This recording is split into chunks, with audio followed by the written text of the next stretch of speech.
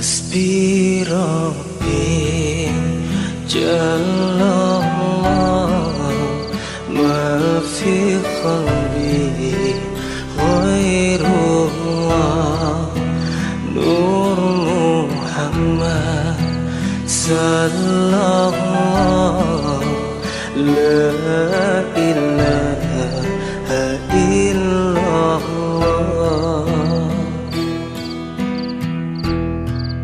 حسبي. Bismillahirrahmanirrahim. Radhiyallahu ankum wa radhiyallahu ta'ala anhu wa ardhah. Qala al-muallif rahimahullah wa nafa'ana bihi wa bi jami'i ulumihi fid dharain. Amin. Wa'lam anna as-sam'a wal basara babani maftuhani ila al-qalbi yasiru ilaihi kullu ma yadkhulu minhu wa kam min syai'in yasma'uhu al-insanu aw yarahu mimma la yanbaghi yasilu ilaihi atharun ila al-qalbi ta'suru izalatuhu anhu. Wa'lam anna as-sam'a wal basara, dan ketahuilah oleh kalian sesungguhnya pendengaran, wal basara, dan penglihatan, babani maftuhani ilal qalbi, keduanya itu adalah dua pintu yang terbuka, keduanya itu ilal qalbi, ke dalam hati. Pendengaran dan penglihatan yang Allah berikan kepada kita ini adalah dua pintu, dua akses yang bisa sampai kepada hati. Jadi hati itu diibaratkan seperti ruangan yang mempunyai dua pintu.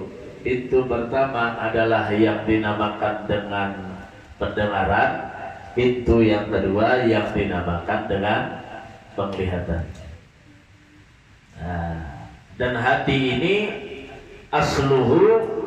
asalnya hati ini kosong. Kalau kita bikin kamar, pasti ketika kita membuat kamar itu dalam keadaan kosong. Tergantung yang punya kamar.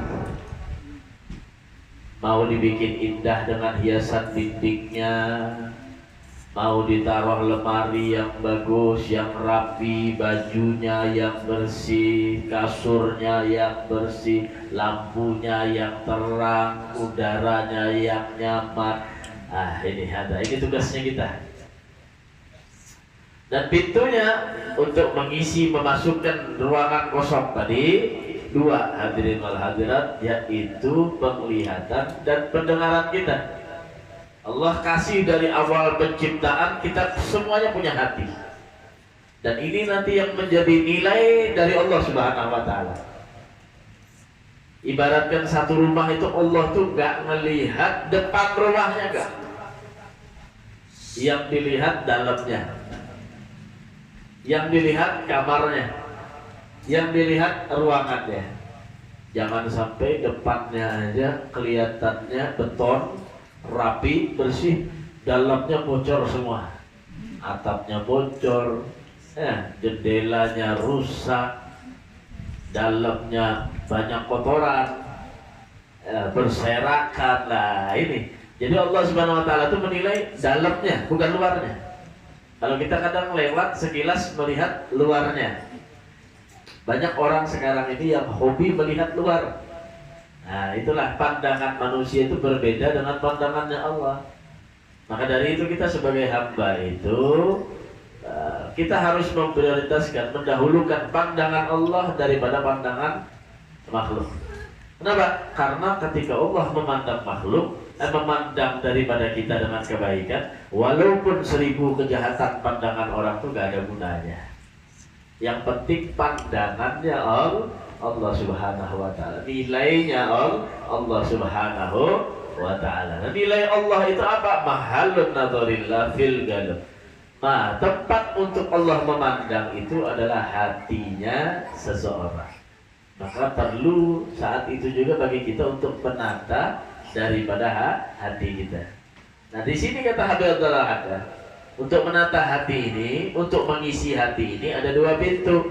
Pintunya pendengaran sama penglihatan. Yang bisa sampai kepada hati tadi.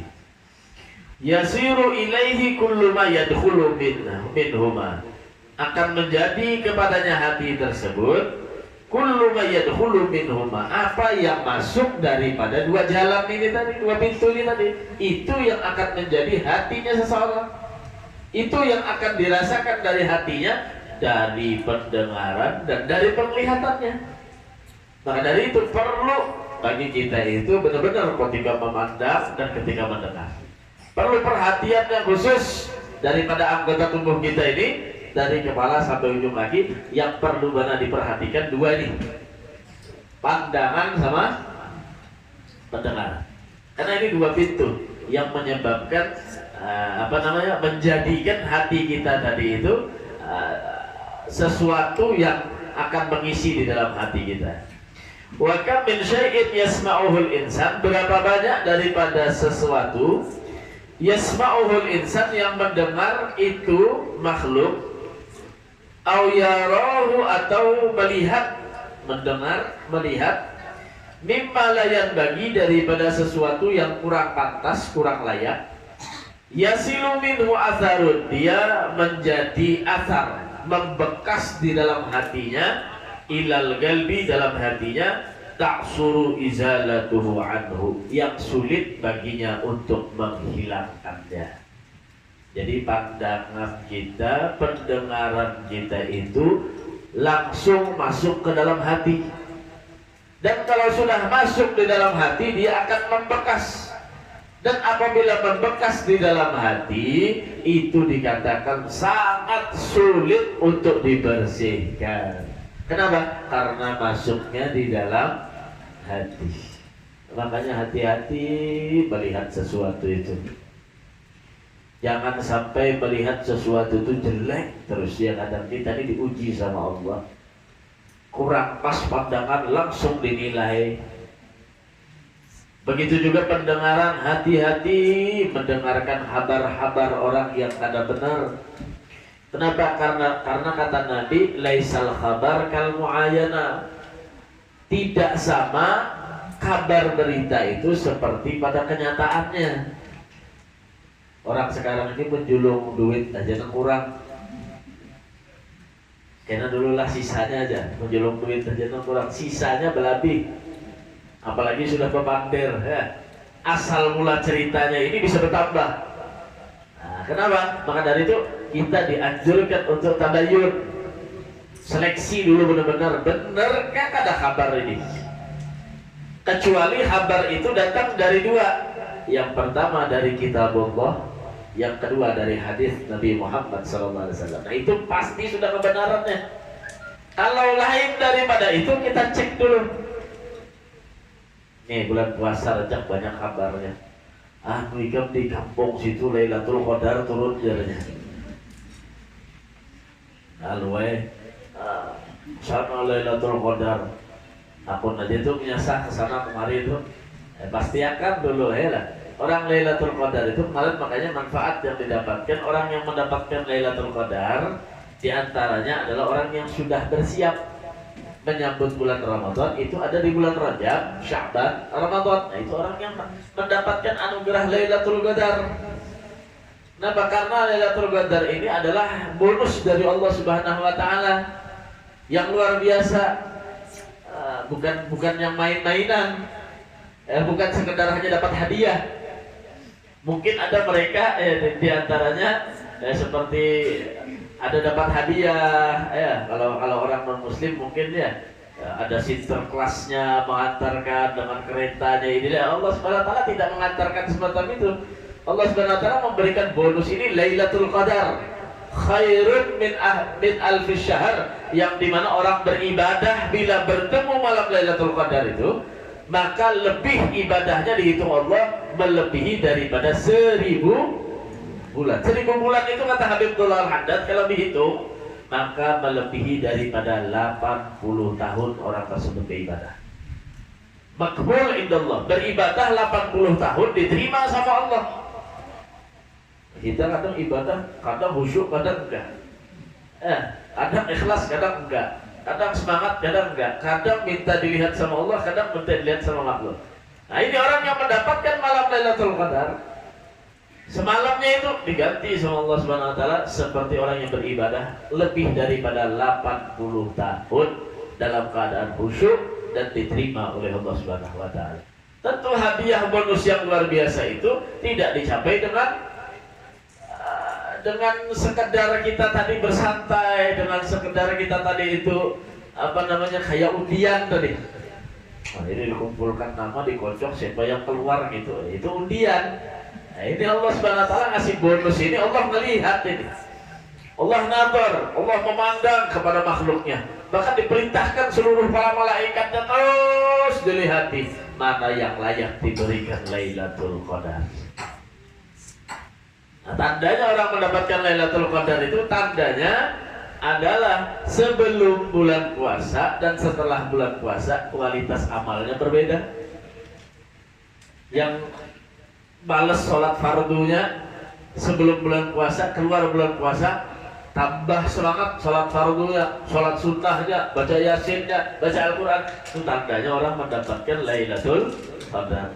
Jadi bukan harus Lailatul Qadar ada cahaya di sana, wah ini malam Lailatul Qadar, bukan semacam itu. Ya, itu satu gambaran malam yang sangat terang yang Allah Subhanahu wa taala berikan.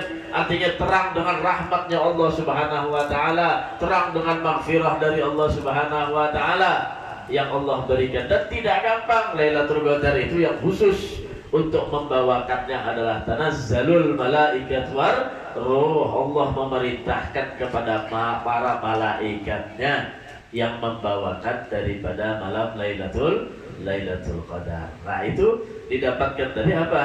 Nah, bagi mereka-mereka yang benar sudah menyiapkan dari awal beribadah kepada Allah Subhanahu wa taala.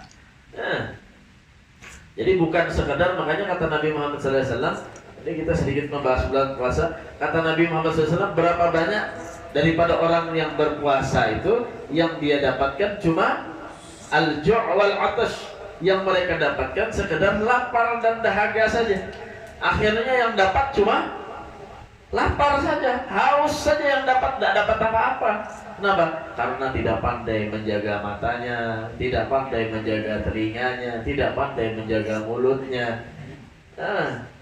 Sampat aja lagi bulan puasa itu pagi-pagi melihat gosip, pagi-pagi melihat gosip,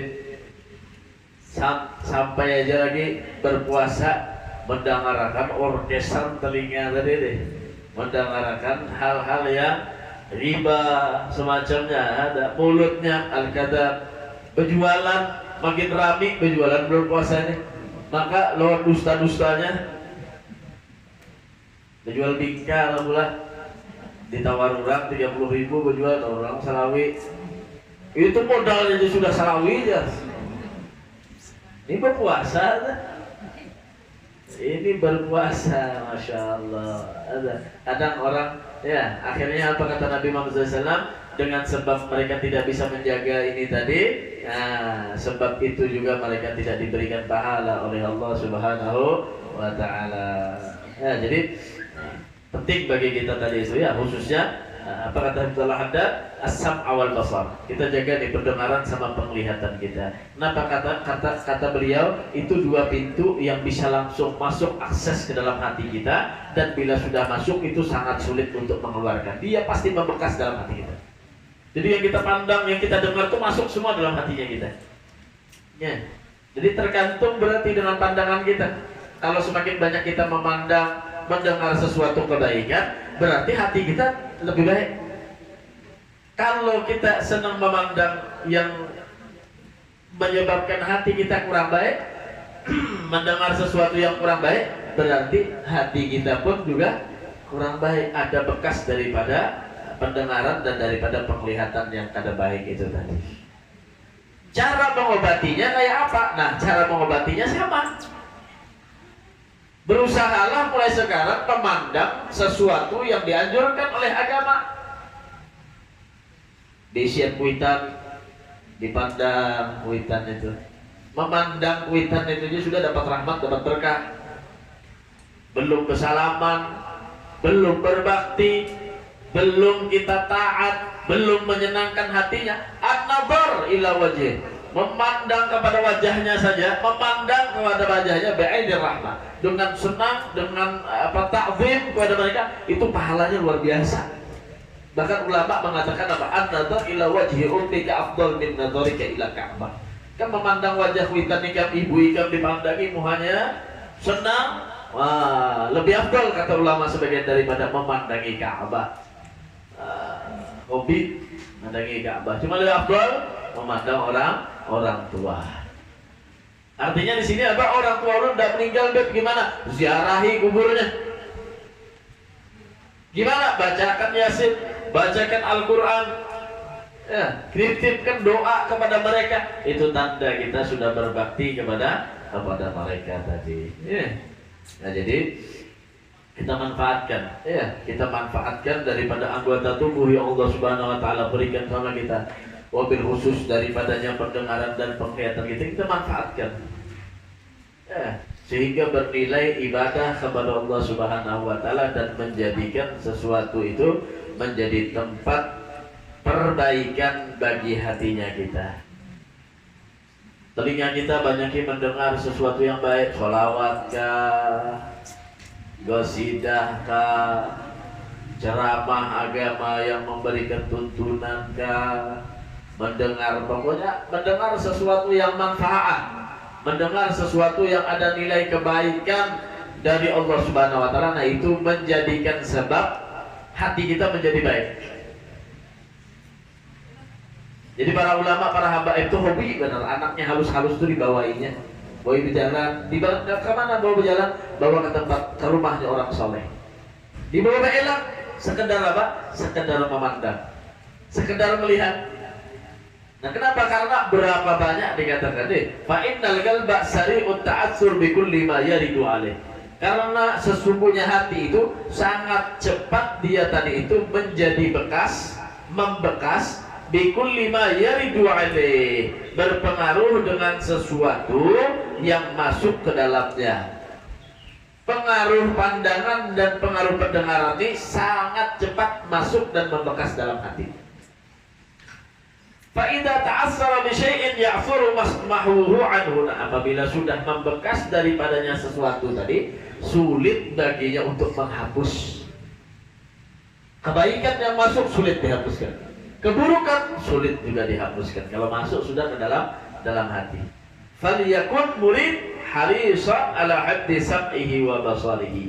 Maka dari itu kata beliau, maka hendaklah para murid mereka itu haris, bersemangat apa? Ala haddi sam'ihi wa basarihi, perhatian terhadap menjaga daripada pandangan dan penglihatannya, karena membekas, benar-benar membekas dalam hatinya. Mujtahidan fi kaffi jami'i jawarihi anil athami wal fudul, ya, bersungguh-sungguh fi kaffi jami'i jawarihi, di dalam menjaga seluruh daripada anggota tubuhnya anil athami wal fudul, daripada perbuatan dosa wal fudul yang tidak bermanfaat. Fudul itu berlebihan. Nah, banyak orang yang kada tahu sama fudul. Fudul ini hukumnya haram. Hendak tahu, bahasa orang gaul sekarang apa, Bu? Kepo. Apa kepo itu sih kata? Itu haram. Kepengen populer. Jadi ngeliati yang bukan haknya, itu haram hukumnya. Nah, termasuk juga ini kita melajari lah dua laki bini bebinian tuh nak ketujuh bana mengontrol HP laki itu fudul. Buat kada berizin haram hukumnya. Pokoknya kalau pian hendak selamat rumah tangga, hendak baik terus, dua gue dijaga. Apa? Pertama pian kada tahu lawan HP laki, yang kedua kada tahu lawan isi rekeningnya lagi. Tuh aman sudah rumah tangga. Bila tahu nang dua gini bakalan ribut. Banyaknya duit pian tuh ulun tukar bedak aja ngalih barang mengeluarkan duit. Tahu di dalam rekeningnya atau tahu lawan HP-nya. Oh, makanya babinian ini kadang sudah diterangkan ya salah juga kadang. Cepat banget perasaannya. Kenapa? Karena emang fitrahnya seorang perempuan itu selalu merasa melihat laki ada orang padahal betakun alamat rumah aja. Cuma dilihatinya babinian. Kenapa dibalasin harusnya? Ya Allah, kadang babinian ini, kadang laki turun begawi kita ditakuninya. Laki ini turun begawi di pasar berjualan selawar. Sudah sampai ke toko nih tadi di SMS-nya oleh bini ini. Dia lagi bapak aja. Jadi jangan lagi. Maka pian tahu sudah pada ulun ini begawi. Muncul bilang video call bang. Ya call pula, ya lah. Kadang ya, masya Allah. Jadi dikurangi itu namanya fudul. Fudul itu bila izin hukumnya haram. Melihat sesuatu yang bukan pada haknya. Termasuk juga gue nang racak mana kita kada sadar itu apa? Menjinguk rumah orang. Lawang orang babukaan bila lewat dijinguknya. Taharok. Apalagi nang Mbak Asilah mengetok lawang. Assalamualaikum. Assalamualaikum pada buka lawang menjinguk di jendela. Nah, ini hukumnya haram. Itu namanya fudul, dosa besar.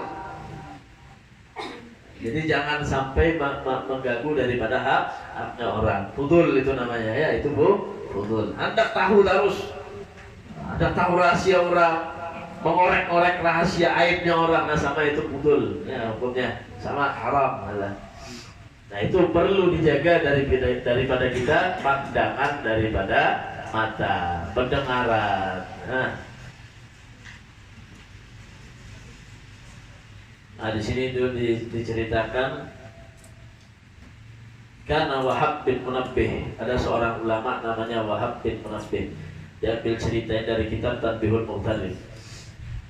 Wahab bin Munabbih dia berkata, kharaja Isa alaihi salam yastasqa. Nabi Isa alaihissalam keluar dengan umatnya Nabi Isa untuk meminta sholat istisqa, mengerjakan sholat istisqa, sholat minta hujan. Saat itu di zamannya Nabi Isa itu sempat terjadi kemarau panjang yang menyebabkan tidak ada hujan. Sehingga mereka sudah lama menunggu tidak turun hujan. Lalu Nabi Isa memerintahkan kepada umatnya seluruhnya untuk keluar melakukan sholat istisqa, sholat minta hujan. Ya, jadi sholat istisqa ini berarti sudah dikerjakan oleh Nabi Isa dan disyariatkan oleh Nabi Muhammad sallallahu alaihi wasallam menjadi hukumnya sunnah. Akhirnya sudah keluar, wa kharaja wa dajira wa lam yusqa. Sudah diperintahkan sholat istisqa sebagaimana perintah sholat istisqa. Jadi orang sholat istisqa itu disuruh semuanya dikeluarkan, memakai pakaian yang dia tadi itu paling bahasanya biasa-biasa saja atau yang buruk dipakai bajunya. Jangan pakai baju bagus-bagus, artinya menunjukkan lawan Allah kalau kita ini sebagai hamba yang memang tidak mampu. Binatang-binatang ternak semuanya dikeluarkan, dibawa untuk hadir sholat istisqa. Semuanya, artinya sholat nanti di lapangan untuk meminta hujan, beristighfar kepada Allah Subhanahu wa taala, minta ampun sama Allah, dengan harapan apa? Diturunkan hujan oleh Allah Subhanahu wa taala. Sudah itu semua dilakukan oleh Nabi Isa dan umatnya. Seluruhnya sudah dilakukan, walam yusqa, ternyata tetap tidak mau hujan. Besoknya dikerjakan lagi Nabi Isa, enggak hujan lagi. Berapa lama sudah dikerjakan sama Nabi Isa, tetap enggak hujan. Akhirnya Nabi Isa ini dia mengatakan, man adna ma minkum dzabban falyarji, jar Nabi Isa. Nah, diumumkan sama Nabi Isa, siapa di antara kalian yang punya dosa, silahkan pulang ke rumahnya. Kenapa? Mungkin Allah menutup ijabatul doa. Allah tidak mengabulkan doa karena di antara yang kita mengadakan sholat istisqa ini ada yang banyak punya dosa. Silahkan yang punya dosa tunggu di rumah aja. Bila hujan, alhamdulillah. Ada di rumah aja, jangan lupa sembahyang hikam. Mungkin gara-gara hikam karena Allah akan turunkan hujan. Akhirnya gimana? Faraja'an nas kulluhum illa wahidan. Ternyata bulik sebarataan illa wahidan, kecuali satu. Singkong aja lagi nambah sisa. Nang lainnya bulik merasa keisian dosa barataan. Mungkin kita kan barataan bulik ya, Pak. Kalau dia tersisa lagi. Illa wahidan, kecuali satu. Faqala lahu ammalaka dzambun. Kemudian Nabi Isa mengatakan, bertanya sama dia, kamu kok masih tetap di sini? Apakah kamu tidak punya dosa? Ya Nabi Isa, kamu bisa dosa kan? Lalu jawabannya apa? Faqala na'am, saya tidak punya dosa wahai Nabi Isa. Iya, katanya dia. Nadhar tuh, kata dia, saya pernah dulu melakukan dosa, cuma sekali, kata dia. Apa dosanya, kata Nabi Isa? Nadhartu marrah ila mar'atin, saya pernah memandang sekali kepada perempuan yang bukan mahram saya. Memandang kepada perempuan, artinya bahasa kita, yang membuka aurat. Tali hati babinian membuka aurat, Masya Allah. Kali mana dihindari sekarang nih ya. Anda kayak matahari menghindari. Cuma kadang babiniannya yang membuka. Apalagi sudah arahnya ke mall kah atau kemana kah, subhanallah. Ya harusnya itu laki-laki sama perempuan ini saling membantu. Yang laki-laki jaga mata, yang perempuan jaga aurat. Karena walaupun bagaimana laki-laki menjaga mata, kalau perempuannya kadang pandai menjaga aurat, tetap akan terjadi pandangan. Apalagi, wah, emang hobi memandang ya. Sayang bebeja kada dilihati.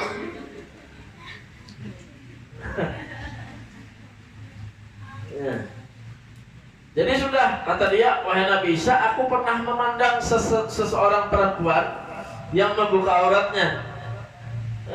Falamma wallat adkhaltu usbu'i fi aini hadhihi faqallatuha. Seketika itu juga jadinya pas aku melihat babinian yang membuka aurat tadi, aku tahu, oh ini maksiat kepada Allah, ini haram.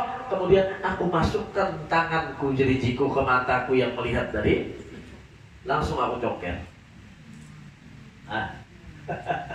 Sanggup lagi ya kita. Faqala lahu Isa alaihi salam, "Fad'ullah lil qaum." Kalau itu aja, ada lagi dosa yang lain enggak? Enggak ada. Itu aja wahai Nabi Isa. Pernah sekali, itu pun dengan satu mata. Yang satunya saya tutup, saya lihat satu. Akhirnya apa? Dicongkel matanya. Kenapa? Karena matanya pernah melihat maksiat sudah. Subhanallah. Apa kata Nabi Isa? Fad'ullah lil qaum. Sekarang tugas ikam aja nak mendoakan bagi kaum ini. Disuruh khusus inya berdoa kesan kaum ini tadi. Fada'a, kemudian orang itu berdoa. Fajallalatis sama, kemudian langsung mendung daripada langit itu. Habis berdoa langsung mendung itu langit.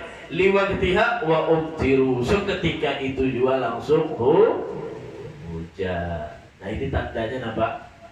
Tandanya Allah Subhanahu wa ta'ala itu melindungi bumi kita ini dengan adanya orang soleh yang tidak bermaksiat kepada Allah. Seandainya ada orang yang soleh, jangankan hujan, habis tsunami-nya juga, longsornya iya juga, kebakarannya iya juga, banyak sudah Allah Subhanahu wa ta'ala ini seakan-akan itu sudah mau dibalik. Seperti bahtera Nabi Nuh, di umatnya Nabi Nuh mau dibalik ini sudah bumi, cuma karena banyaknya masih daripada hamba-hamba Allah yang salihin, hamba-hamba Allah yang dia tadi itu tidak mau bermaksiat kepada Allah Subhanahu wa ta'ala. Nah itu menjadi sebab Allah tidak murka sama kita. Itu menjadi sebab Allah tidak murka sama kita. Maka dari itu sunnah dianjurkan bagi kita ya mendatangi orang soleh. Kita boleh kok berdoa sama Allah, dan Allah berjanji, ud'uni fastajib lakum, berdoalah sama aku, kata Allah, pasti dikabulkan. Cuma kadang doa kita ini gue takang. Ya nah, kalau HP itu hack, error, kenapa? Kerancakan dihempas.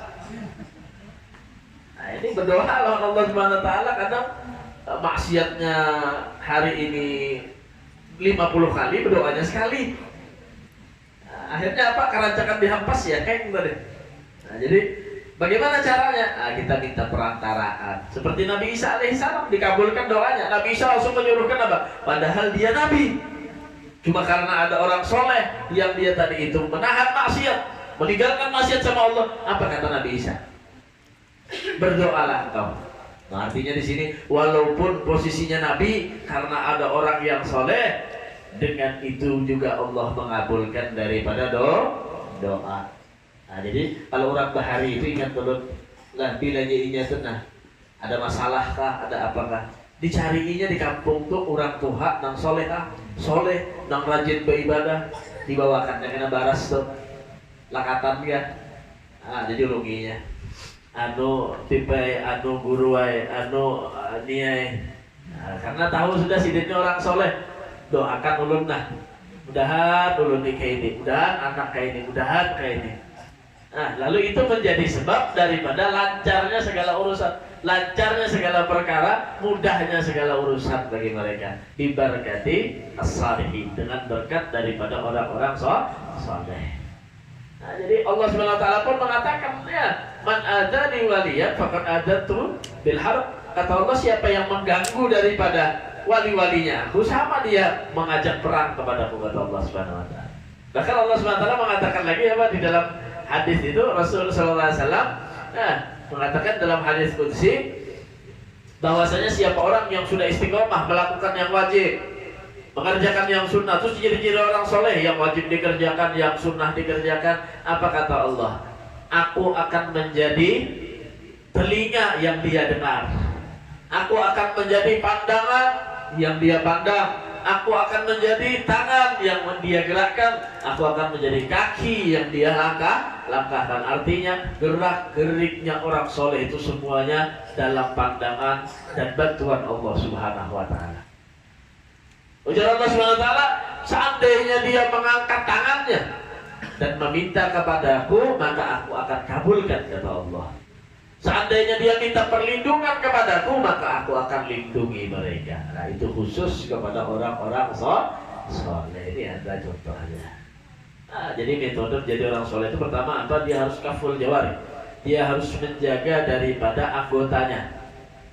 Nah, terutama dua ini tadi kata Abdul Haddad ini yang sangat membekas dalam hati, yang menjadikan poros nanti penentuan kita ini akan condong kepada kebaikan, kepada ketaatan atau keburukan, dan kepada kemaksiatan. Itu adalah hatinya kita. Jangan sampai hati kita ini membekas sesuatu yang kurang baik karena sebab pandangan, karena sebab pendengaran kita. Hasbi Rabbi Jallallah ma fi qalbi ghairullah Nur Muhammad sallallahu la